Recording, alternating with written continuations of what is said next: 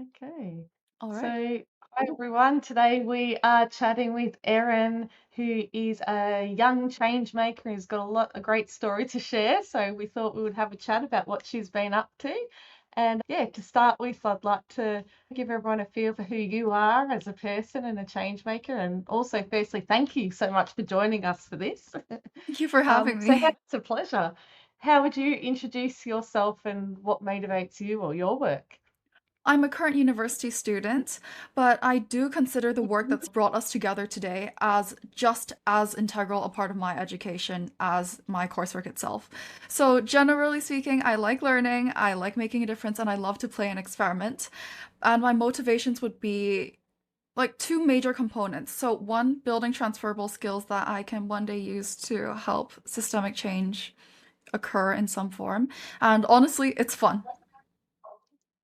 Awesome. That's good. Yeah, I agree with that. You've got to have fun. And if you like to learn and grow and take on new things and contribute, it all helps. So you co-founded the Riverbed Collective, which really caught my attention. And I feel like it's a really unique, yeah, social enterprise. And I'd love to explore how your journey began in that. So tell us a bit about that initiative and what it is and what sparked the idea for it. I would say that honestly formed pretty naturally over time, in the sense that it just started as my best friend and I in high school. She was like, I want to start a zine project. I was like, I like spreadsheets. And then we just started it. We got a lot more applications than we thought we would get because she was pretty big on Instagram at the time, still is even bigger now on Instagram. So we brought on our friend Akko, so at Belfon on Instagram, to help us manage the workload. And so one project turned into another. And the second year, we were like, oh, we want to print collectible cards and we want to have a physical product, which meant that we needed a business registration. And then the third year, we were like, go, let's do another print project, which is what the sticker books we're currently working on, Decalmania. And so, in between all of that, Akko and I felt it was a bit hollow to just promote products. And we wanted to do something for the art community as well.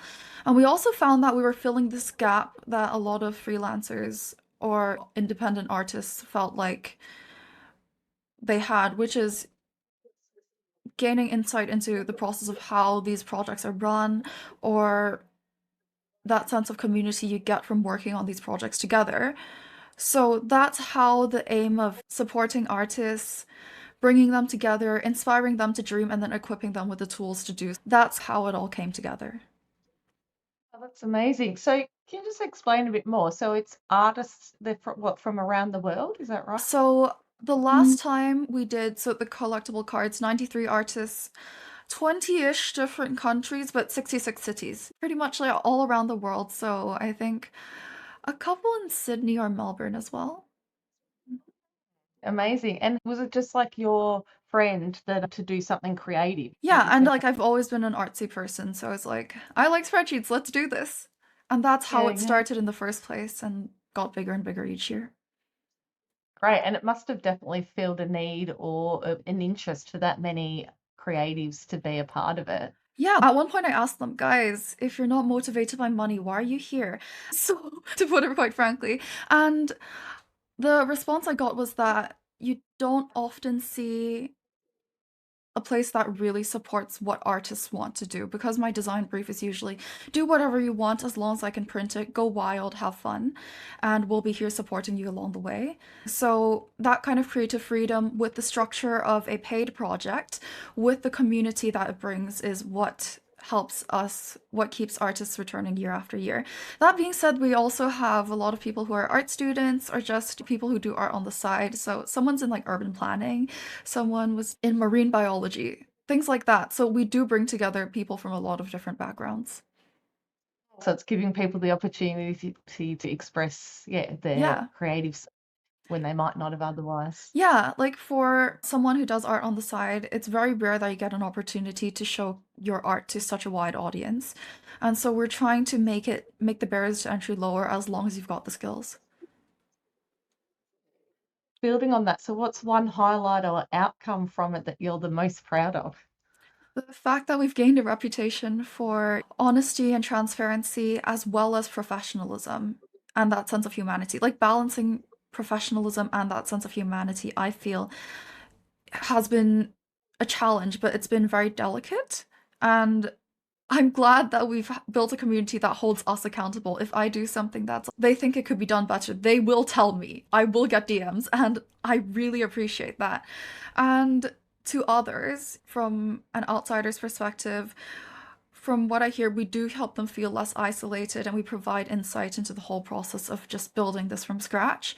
So I'm really proud of what showcasing that journey has been like for other people. Amazing. Have you sold products? We did a print run of about 500 decks, Oh, and this time with Decalmania, so the sticker books 1000-ish? Yeah, give or take. yeah, that's awesome. Well done for that. We raised 23,000 AUD, roughly that, for the sticker books on Kickstarter, and they're in print production right now. That's fantastic. It's a great. So you also mentioned about being neurodivergent and something many people in our community could relate to. I was just wondering if you're comfortable to share a little bit about how that has helped shape your approach to your creative work or collaboration or leadership. Of course. So I feel like one, it helps me connect with people on a different level, and two, it's taught me to work with people on their terms at their pace. I'm a very strong believer in that. Whereas how to actually do that, that might be where the neurodivergence comes in sometimes. So there are adapting with flexibility, finding creative solutions. I don't know how much of it would be my own personality versus the neurodivergence, and I personally don't feel a need to split them. But anyways, I've always been someone who values different perspectives and dissent during the decision-making process. And I think neurodivergence possibly it's helped me understand other perspectives as well. That's really good. Yeah, I think, yeah, working together as a team, it's pretty essential to have that approach of understanding other people's perspectives and coming at it from different views. And what's one thing you've learned about yourself as a change maker through this work? I guess I've learned the idea that this, the one you're talking to right now, this isn't the final version of me. So, have you heard of the end of history myth by psychologist Dan Gilbert, political scientist Francis Fukuyama? I know there's no way to predict who I'll become, as much as I like to think I can. So, hence the end of history myth. It's not the end of history for me. My knowledge is limited. And so the current me you're talking to, that's not my final state. Like, I'll probably change quite a lot within the next year, 2 years, even further than that. And so what I've learned is that I will change. Yeah, that's awesome. So one of the books that's similar sort of concept is by Benjamin Hardy called Personality Isn't Permanent. Have you heard of that Ah, one? no, but I should give it a look. Yeah, it's awesome. So I'm totally aligned with you on that one. It's like I'm myself as the journey that I've been through in change making over many years. I'm not the same person now as I was when I was a teenager and then in my 20s and my 30s. It's a really good insight to share and Yeah, it's hopefully really help. exciting to just know that I'll change in the future. Looking at how a person changes over time, and I'm way earlier in my career than you are, and there's been a lot to learn. It's really interesting being like, maybe this is what I could be in the future, maybe this is who I could be in the future, that kind of thing. So it's been great learning from you, Karen. It's also just as an additional insight around that was the question becomes it's who do you want to be in the future and then how do you grow into that, which is where you probably direct your learning from there as well. Okay, I think I want to be someone who can sustainably support my own community and inform structural change. So that originally when I was younger, I always thought that could be through policy. But Yeah. nowadays, I think that I just want to learn skills that one day I could transfer into a cause area because a lot of causes interest me. A lot of them are worth working on. I just don't quite know where I fit into all of that yet. And so right now I'm just building the skills necessary for structural change, and then once I find that cause area, I should be able to apply them much more rapidly than if I had fixed a goal in mind because the world is changing pretty rapidly at the moment. We don't know where we're going to go. Maybe my future career, I don't think it exists yet. There's a Mm. good chance it doesn't exist yet, I would think. So moving into that, building a skill set that equips me for any problem that could arise, or as many as I can, as best as I can, and making sure that I always stay true to the idea of helping the community. That's amazing. And I guess that sort of does lead into that next question about the mentoring session. Out to me, hearing about me from a friend, and we had a bit of a mentoring session together. So, what from that conversation stuck with you, and what happened, and what did you put into practice? Fell into place surprisingly quickly, I would say. But basically, what you suggested is that I should join an established board or committee. And just, I think, a couple months after that, Women in Publishing Society Hong Kong reached out to me looking for new steering committee members. So it's the oldest literary society of its kind in Hong Kong, in the city. So it's been really interesting seeing how we can take Women in Publishing Society's work and transfer that and keep it going since it's been around for decades. And we want to see how we can connect with the next generation of writers and publishers and everyone in that sort of field. So, from this experience, I've learned a lot, as you predicted, about formal processes, what it's like to work with people who have so much more experience than I do, and see how those higher level strategic decisions are made by other people as well. Because usually at Riverbed, if I'm the one steering the ship, so to speak, then sometimes, not always, but sometimes I do feel like the blind leading the blind.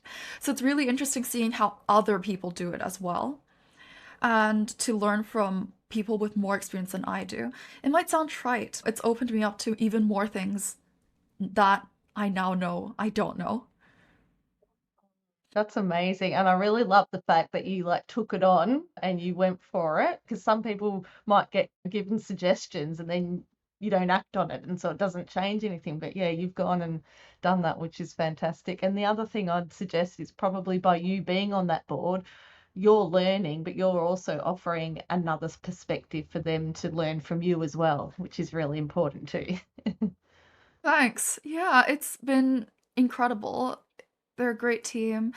And I will admit, I accidentally, because I'm the youngest there by about 2 decades, right? So I may or may not have accidentally said people with more experience and then I called them you guys. Something like that. So I accidentally called them old. Sorry, but no, it's a good thing. It's a good thing. I see it as the best thing. I don't know what society has against aging, especially for women, but because you learn so much and you gain so much experience and you're able to pass that on to your community. So I don't see a problem in that. Anyway, that's a tangent, but yeah.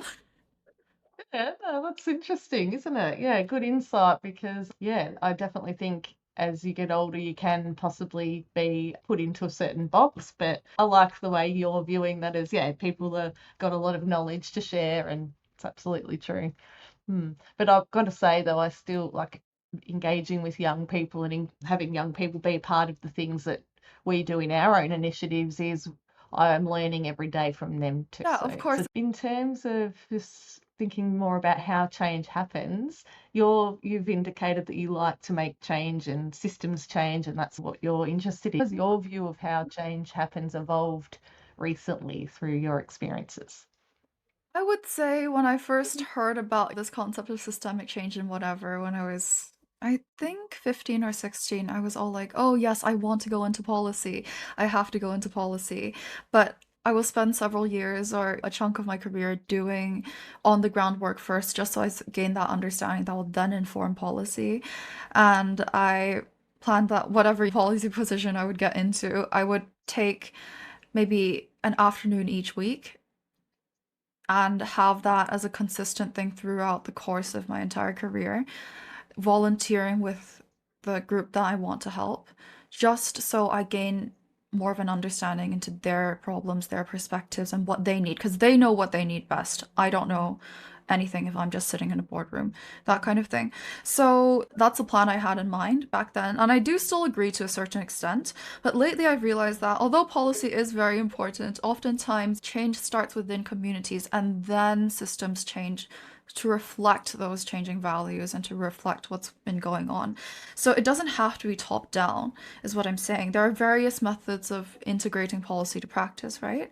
And so you don't have to start with legislature. You can start by thinking meta about your local initiatives.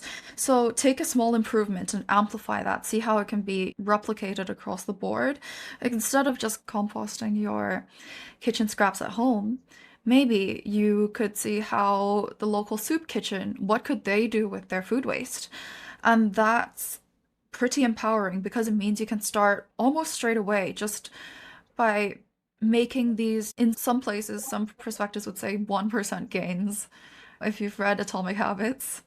But Yes. with these little changes across an entire system or in an organization, that actually makes quite a big splash. And I think that's more empowering because you can start straight away in your own community instead of waiting till the day where you get into a position. And plus, like, by then, when you're in that position, if you don't have experience with this, how are you going to?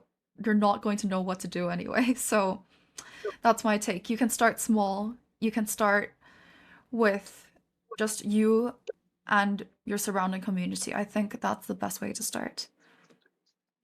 Yeah, and I think you've definitely shown that in the experiences you've done, like even sharing with Riverbed, it was just an idea and you just got started and you've learnt so much along the way and you continually learning and seeing where that journey takes you. So thank you for sharing your story around that. It's really interesting. I'm sure a lot of people will get a lot out of what you've shared.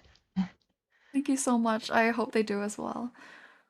Yeah, so just finally then, where can people, if anyone's interested in finding out more or following you and your work, how can they do that? Or what are you looking to do next? I will admit I am quite offline, but Substack is a good one because I do write articles there, just things about my own journey. I think I had baby's first managerial role, something like that. It's just, I don't know, funny way to put it. But Substack is a good one. I track my journey over there. It's called Diaries of a Work in Progress or Substack, like whatever slash at Erin Ai Hei. So at ErinAiHei, Erin Ai Hei. And so that's on both Instagram and Substack, or you can find me on LinkedIn. It's roughly the same as well. Great, thank you. We can share that in the links Thanks. anyway. But yeah, no, thank you so much for that. We'll finish it there. But yeah, look forward to staying connected.